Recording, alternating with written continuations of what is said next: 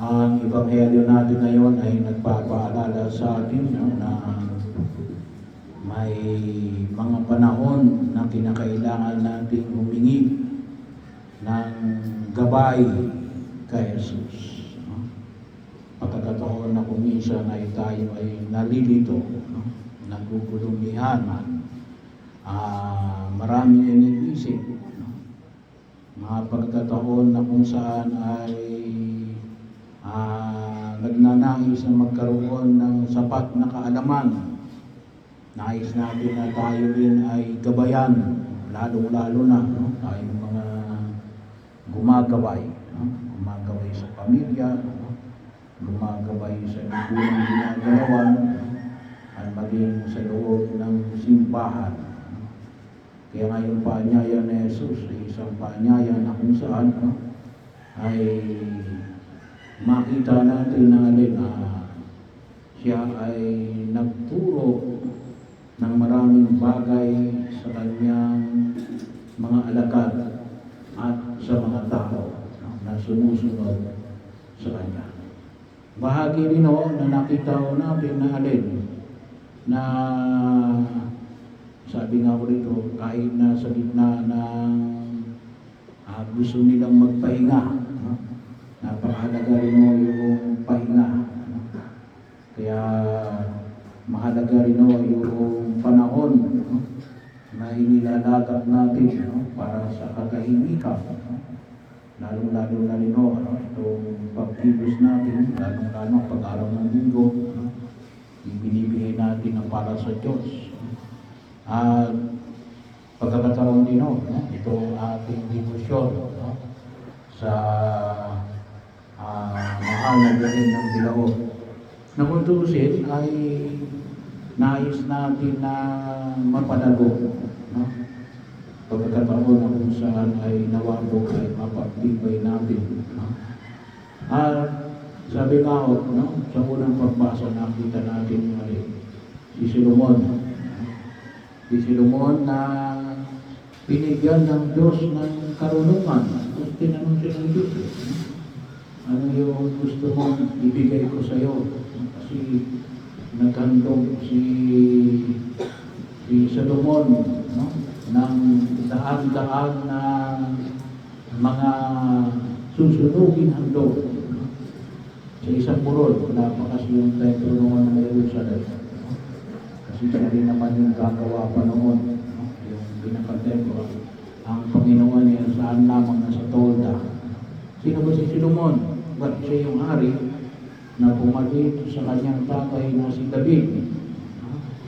So siya rin ay anak ni David kanino? Kay Bathsheba. Sino ba si Bathsheba? Yung asawa ni Urias na inagaw noon ni David. Kaya hindi siya yung unang anak. Kasi yung unang anak, yung anak ng pagkakasala nila ni Bathsheba, kinuha yun ni Yahweh, kinuha ni Lord. Pero ito ay anak niya kay Bathsheba. At siya yung naging pangalawa ng pumalit kay Haring David. At later on, alam natin na siya rin yung magpapatayo ng templo ng Jerusalem. Pero itong Ebanghelyo natin ngayon ay wala pa yung templo ng Jerusalem. Kaya tinanong siya ng Diyos at sinabi niya rin na malaman ko katotohanan kung ano ang mali at ano ang tama. Para magabayan niya ang kanyang mga kababayan. Sana din po yung ating mga pinuno ng ating bansa, sana yun din nahingin, magkaroon ng kaalaman, sapat na kaalaman para tunay na magabayan ang bayan. Ito minsan naman mayroong karunungan. Pero kapag tayo ay naging kahaman, nagiging bobo tayo. Sabi nga natin, no? Yung mga blood control projects, no? Bakit may mga cost project tayo? Bakit may mga substandard? Yung mga engineer yan, no? Mga architect, no? Eh bakit substandard? Gawa ng pagiging kahaman. Hindi bobo, nagiging bobo, no? Kasi bakit? Pagiging kahaman. Kaya pagkakataon nun na kung saan ay napakahalaga. Nawawala yung karunungan kapag tayo nagiging kahaman. Pero anyway, nakita natin, yun ang hiningi ni Solomon para magabayan niya yung kanyang kaharian. At yun din naman yung hingin natin sa buhay na pala. Sabi nga natin, katulad ng pagnanais na Jesus natin, na maturuan ang mga taong sumusunod sa Kanya. Bahagi dito natin, tinuruan ni Jesus itong mga ito, no? Ng maraming bagay. No? At hingin natin yung patuloy na paggabay ng ating Diyos.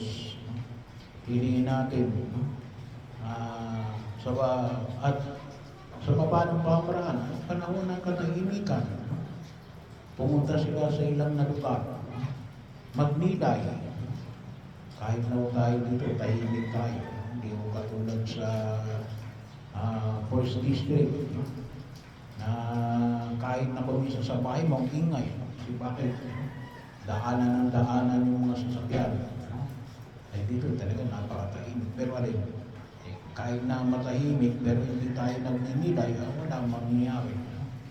At higit sa lahat, hingin natin ang gabay sa Diyos. Hingin natin yung gabay sa Diyos. Naturuan tayo. Kaya di po, no?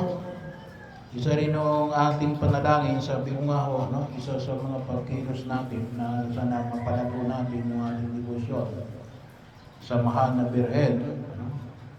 Lalong-lalo na sa Mahal na Birhen ng Dilao, yung every first Saturday, no? Sinimulan natin, no? Kailan ba tayo nagsimula nito? Anong taon ba ito? Anong taon tayo nagsimula nito? After ng pandemya, no? Kasi yung panahon ng pandemya, bawal mag-posisyon eh, no? Bagamat bahagi yun, siguro before pa ng pandemya, sinimulan natin kung kailan hindi masyado na pero lalo-lalo na ito na pagkatapos ng pandemya, no? Kasi naisip natin na rin, hindi na tayo at least malaya na tayo makapapro. Kailan ba natapos ang pandemya? 2021? 2021, 2022, 2023, 2024, 2025. At least nakaapat na taon na tayo. 2026 na ngayon. Bahagi ho, no? At kanina, sabi ko nga ho, ay umaampon. Kaya bahagi ho ng aming pagninilay, kanina, habang sabi ko, kasi ang Mahal na Birhen ng Dilao at sa Tonino Dilao ay isang sa mga naging Bandana, no? Nasabi ang Bandana Festival. Bakit hindi natin ginagamit yung ating mga bandana, no? Sabi ko nga kanina, yung mga sakristan, no? Siguro maging bahagi, no? Kaya ang gagawin natin, ano, tuwing Sabado, no? Hindi lang ako kapag Santo Niño Dilao, no? Magkasama naman yun, Santo Niño Dilao at Mahal na Birhen ng Dilao. Sabi mo tayo ay magbandana, no? Umuulan man naman. Pero lalo-lalo ng proteksyon. Kapag umaambon, no? Ako kanina, mabuti. No? Sabi ng mga nilay, paano magdala kayo ng sombrero. Hindi na sombrero dinala ko, no? Payong na. No? Pero bahagi mo yun, no? Magsuot tayo ng bandana para, no? Kasi para kasing lumabas na itong ating debosyon sa Mahal na Birhen ng Dilao ay parang tawagin natin ay sinimulan Kasi festival ito eh. No? Naging festival lamang, sinimulan ng gobyerno, pero hindi talaga naging bahagi ng ating pagkilos. Kaya, hindi lang basta magsusunod tayo ng bandana. No? Sa susunod na Sabado, beblusan ko yung inyong bandana. Ano? So, anong mangyayari? Yung bandana ninyo ay banal. No? It becomes sacramental. Katulad nito. No? Ang tawag natin dito yung mga sacramentals. No? So, katulad ng Saint Benedict. No? Sacramental yun eh. So, kapag binilisan natin ang isang bagay at naging bahagi ng ating gawain, no? Sa pagkilos, no? Ay naging banal. No? So, tama-tama din naman tuwing Sabado, no? Ay bahagi ng pagkaparangal natin sa mahal na Birhen. Kaya kahit na kayo nakabandana, no? Kapag Sabado, okay lang kasi mahal na rin naman, ano? Bahagi ho. Pero yun, ang gagawin natin next Saturday, no? Yung gustong magpa-bless ng bandana, no? Ay beblessan natin. At kung sino man yung gustong magpa-bless ng bandana, ay baging bahagi na alin, bibindisyon na. It becomes a holy object, no? Naging sacramental, no? So, anong ibig sabihin ng sacramental? Pwede nyo maging bahagi ng panalangin, no? Hindi lang panakot sa demonyo, no? Kasi bahagi yun, pero ibig sabihin, ano? Ay pagkakataon na alin, matulungan tayo na maging banal. At the same time din, naisip ko, para sa pagpapadabuti ng ating debosyon sa mahal na Birhen Maria, no? Kasi kung tusin eh, bahagi na yan eh, kailan, ano? Sabi na natin, no? Ay hindi natin nagagamit, no? Kaya, bilang pare, bilang yung kurang maloko, no? Ay sabi na natin ay gawin na natin establish, no? Na bindisyonan, no? Yung mga bandana na yan para maging banal, no? At kung sino man yung mga susunod na mga pare, no? Ay maging bahagi na ng pagkilos, sana na makita na alin, no? Kasi ito eh, ito ay bahagi ng inyong, kung tawagin natin ay cultural heritage. Cultural heritage. Pero hindi lang bahagi ng kultura, ngunit alin, banal na kultura. No? Kasi yung bandana festival, parang hindi naging bahagi ng banal na kultura. Kultura lang. No? Kasi walang blessing eh. No? So, siguro po, iyon ay isa sa mga pamamaraan na nakita ko natin. No? Na maging tunay na pagkakataon na gawin natin, no? Na tayo ay tunay na magamit natin, no? Yung ating mga bandana bilang bahagi ng ating tinatawag nating banal na bagay, no? O sacramental, no?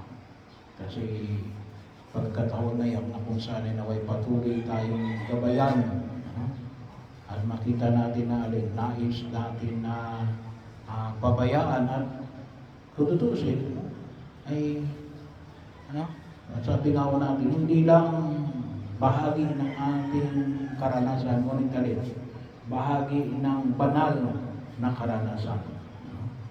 It becomes holy. Bakit? Kasi ay inihahandog natin sa Diyos. So tayo, hindi naman tayo katulad ni Solomon na hari, na kayang maghandog ng daang-daang susunugin handog ng mga hayop, no? Ay yun ang maging bahagi natin, no? Na yung ating mga bandana, no? Ay ano yun?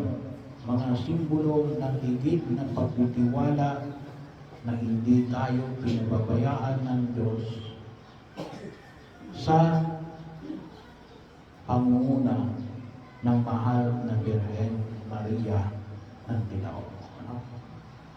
lukuban tayo ng kanyang, sabi nga natin, no?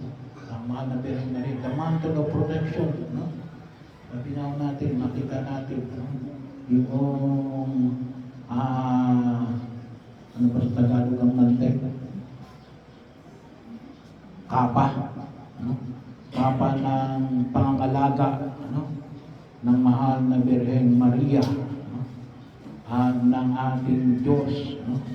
Sa anumang uri ng kapahamakan at kasalanan.